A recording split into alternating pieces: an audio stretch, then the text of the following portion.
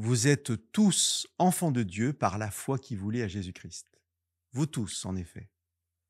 Vous avez été unis au Christ dans le baptême et vous avez ainsi revêtu la manière d'être du Christ.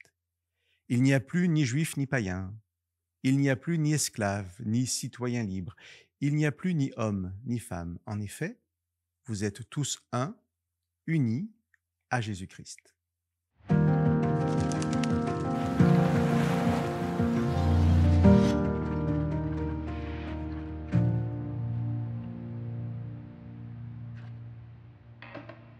Vous êtes tous enfants de Dieu.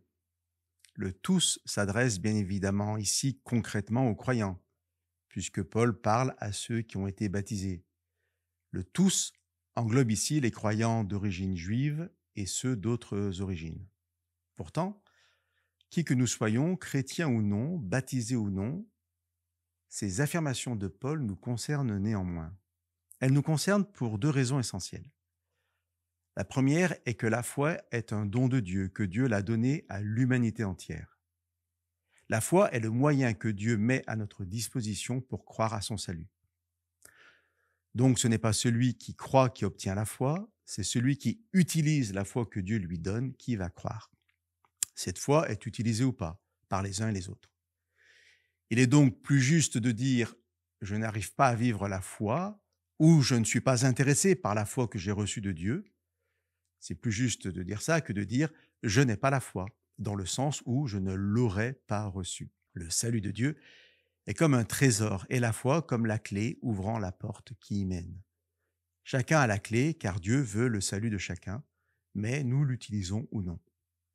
Nous pouvons donc tous être enfants de Dieu.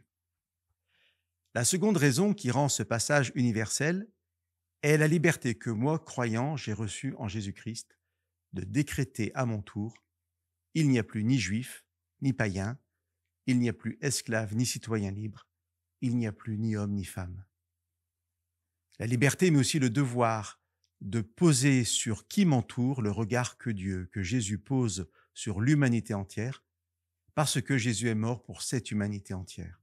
Jésus n'est pas mort pour les hommes ou les femmes, les blancs ou les noirs, les riches ou les pauvres, mais pour l'humanité dans tout ce qu'elle est. Il est de ma liberté, de mon privilège et de mon devoir, par la puissance de l'Esprit Saint, de considérer chacun comme un vis-à-vis, comme un frère et une sœur en humanité, quelle que soit sa couleur de peau, son origine, sa croyance. Alors, chers amis, chers frères et sœurs en humanité, que nous puissions tous accueillir cette foi et ce salut que Dieu nous offre, et que nous soyons tous une bénédiction les uns pour les autres.